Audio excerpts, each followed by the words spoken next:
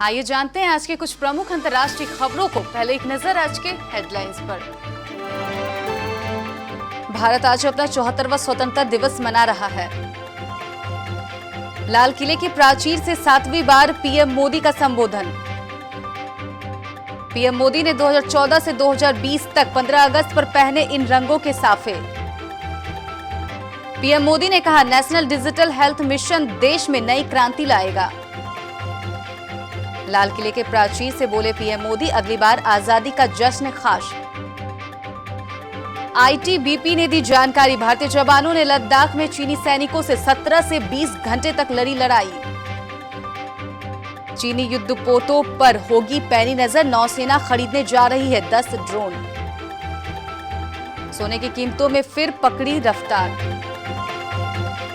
सुशांत से अपने फ्लैट की ईएमआई भरवाने की खबरों पर अंकिता लोखंडे ने तोड़ी चुप्पी। और धोनी की अगुवाई में चेन्नई पहुंचे सीएसके के खिलाड़ी, कैंप में बहाएंगे पसीना। भारत आज अपना 74वां स्वतंत्रता दिवस मना रहा है। प्रधानमंत्री नरेंद्र मोदी इस ऐतिहासिक अवसर पर लाल किले के प्राचीर से तिरंगा फहराया। इससे पहले प्रधानमंत्री ने राजघाट जाकर राष्ट्रपिता महात्मा गांधी को श्रद्धांजलि दी। समारोह स्थल पहुंचने पर रक्षा मंत्री राजनाथ सिंह ने पीएम मोदी का स्वागत किया। 74वें स्वतंत्रता दिवस के मौके पर प्रधानमंत्री मोदी ने लाल किले की प्राचीर से देश को संबोधित किया। पीएम मोदी ने देशवासियों को स्वतंत्रता दिवस की बधाई दी। बतौर प्रधानमंत्री 7वीं बार लाल किले की प्राचीर से देश को संबोधित करते हुए पीएम मोदी ने कहा कि आजादी के पीछे लाखों बेटे बेटियों का त्याग और बलिदान है। आजादी का पर्व नए संकल्पों के लिए ऊर्जा का अवसर है। पीएम मोदी ने अपने संबोधन में बिना नाम लिए चीन पर भी निशाना साधा। उन्होंने कहा कि विस्तारवाद की सोच से विस्तार के बहुत प्रयास किए। पीएम मोदी ने कहा कि विस्तारवाद की सोच ने सिर्फ कुछ देशों को गुलाम बनाकर ही नहीं छोड़ा, बात वहीं पर खत्म नहीं हुई। भीषण युद्धों और भयावहता के बीच भी भारत ने आजादी की जंग में कमी और नमी नहीं आने दी। दुनिया का सबसे बड़ा लोकतांत्रिक देश भारत आज अपना 74वां स्वतंत्रता दिवस मना रहा है। प्रधानमंत्री नरेंद्र मोदी का हर स्वतंत्रता दिवस पर अलग अलग लुक में नजर आते हैं। हर 15 अगस्त पर उनके खूबसूरत साफे की चर्चा होती है। हर साल की तरह इस बार भी पीएम मोदी ने साफा पहना। इस बार उन्होंने नारंगी और क्रीम रंग का साफा पहना है। कोरोना वायरस महामारी के बीच आज देश 74वां स्वतंत्रता दिवस मना रहा है। ये दिन आजादी के नायकों को याद करने का दिन है। ऐसे में प्रधानमंत्री नरेंद्र मोदी ने आज 7वीं बार लाल किले पर तिरंगा फहराया, जिसके बाद वो इस मौके पर राष्ट्र को संबोधित कर रहे हैं। कार्यक्रम में कोरोना वायरस के चलते सोशल डिस्टेंसिंग का पालन किया गया। इसी के चलते केवल 1/4 लोगों को ही कार्यक्रम में आमंत्रित किया गया है। इस मौके पर प्रधानमंत्री नरेंद्र मोदी को गार्ड ऑफ ऑनर भी दिया गया। मेजर श्वेता पांडे राष्ट्रीय ध्वज फहराने में प्रधानमंत्री की मदद की। प्रधानमंत्री नरेंद्र मोदी ने आजादी के 73वें वर्ष पूरे करने के मौके पर 75वें स्वतंत्रता दिवस यानी कि आजादी की गोल्डन जुबली के लिए लक्ष्य कर दिया है। किले की प्राचीर से देश को संबोधित करते हुए पीएम मोदी ने कहा कि अब से 2 साल बाद भारत आजादी की कमांड जुबली मान रहा होगा। प्रधानमंत्री नरेंद्र मोदी ने कहा कि अगले वर्ष हम आजादी के 75वें वर्ष में प्रवेश कर जाएंगे। एक बहुत बड़ा पर्व हमारे सामने है। पीएम मोदी ने कहा कि हमसे जो दुनिया की उम्मीदें हैं, उसके लिए हमें अपने आप को तैयार करना बहुत जरूरी है। पीएम मोदी ने कहा कि आजादी के 75 वर्ष पूरे होने में हमारे पास 2 साल का समय है। इस दौरान हमें कठिन परिश्रम करना होगा और अपने संकल्प पूरे करने होंगे।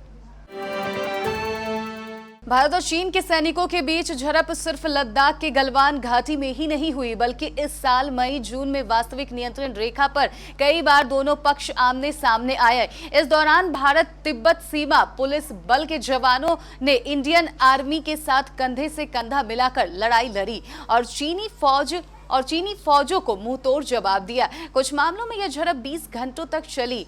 आईटीबीपी ने शुक्रवार को 74वें स्वतंत्रता दिवस की पूर्व संध्या पर एलएसी पर गतिरोध को लेकर नई जानकारी देते हुए यह बात कही है। भारत और चीन के बीच चल रहे तनाव के बीच अब नौसेना भी ड्रोन खरीदेगी। सरकार की ओर से तीनों नौसेना के लिए ड्रोन अपग्रेड करने की मंजूरी दिए जाने के तुरंत बाद ही नौसेना ने 10 निगरानी ड्रोन खरीदने का फैसला लिया है। ये ड्रोन नौसेना के पोत से टेक ऑफ करने और भारतीय जल क्षेत्र में चीन के युद्धपोत पर बारीकी नजर रखेंगे। सरकार के सूत्रों ने बताया कि ये ड्रोन फास्ट ट्रैक प्रक्रिया के तहत खरीदे जाएंगे। इसकी खरीद अगले 1 साल में कर ली जाएगी। इन ड्रोन की खरीद खुली बोली के जरिए की जा सकती है। नौसेना की योजना इन ड्रोन को बड़े आकार में युद्धपोत पर तैनात करने के लिए है। इससे चीन के लिए भी भारतीय जल क्षेत्र के आसपास अन्य विरोधियों की गतिविधियों का पता लगने में सहायता मिल सकती है। रुपए के कमजोर होने की वजह से सोने चांदी के दाम में जारी गिरावट का सिलसिला शुक्रवार को भी नहीं थमा। एचडीएफसी सिक्योरिटीज के आंकड़ों के मुताबिक सप्ताह के आखिरी कारोबारी सत्र में सोने के मूल्य में 730 रुपए की बढ़ोतरी दर्ज की गई। इस वृद्धि के साथ राष्ट्रीय राजधानी में सोने का भाव 53,691 रुपए प्रति 10 ग्राम के स्तर तक पहुंच गया। अगर पिछले सत्र की बात की जाए तो गुरुवार को सर्राफा बाजार के बंद होने के समय सोने का भाव 52,961 रुपए प्रति 10 ग्राम पर रहा। इसी तरह 1520 रुपए की तेजी के साथ चांदी की कीमत भी 70,500 रुपए प्रति किलोग्राम के स्तर पर पहुंच गई। पिछले सत्र में चांदी की कीमत 68,980 रुपए प्रति किलोग्राम पर रही थी। सुशांत सिंह राजपूत मामले की जांच चल रही है और इसी बीच हाल ही में यह खबर आई है कि सुशांत अपने अकाउंट से अंकिता लोखंडे के फ्लैट की किस्त भर रहे थे। यह खबर तेजी से सोशल मीडिया पर वायरल होने लगी, जिसके बाद अंकिता ने इस पर अपना रिएक्शन दिया है। अंकिता ने सोशल मीडिया पर अपने बैंक अकाउंट के हर महीने कटने वाली किस्त और फ्लैट के कागजात की फोटोज शेयर की है।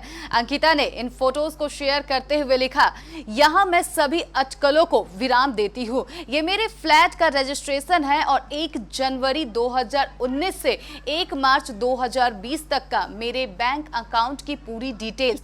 मेरे बैंक अकाउंट से हर महीने फ्लैट की ईएमआई कट जाती है। मैं इससे ज्यादा कुछ नहीं कह सकती। भारतीय क्रिकेट टीम के पूर्व कप्तान महेंद्र सिंह धोनी और चेन्नई सुपर किंग्स टीम के उनके साथी खिलाड़ी आईपीएल के लिए यूएई रवाना होने से पहले अभ्यास शिविर में भाग लेने के लिए शुक्रवार को चेन्नई पहुंचे। एमए चिदंबरम स्टेडियम में शनिवार से शुरू होने वाले एक सप्ताह के शिविर के लिए धोनी के अलावा सुरेश रैना, दीपक चाहर, पीयूष चावला और केदार जाधव भी यहां पहुंचे। सीएसके के एक अधिकारी ने कहा कि टीम के 16 भारतीय खिलाड़ियों में से धोनी सहित 13 या 14 खिलाड़ी शिविर का हिस्सा होंगे। ये खिलाड़ी कोविड-19 की जांच कराकर यहां पहुंच रहे हैं। ऐसे में उनका अगला परीक्षण 21 अगस्त को यूएई रवाना होने से 72 घंटे पहले होगा।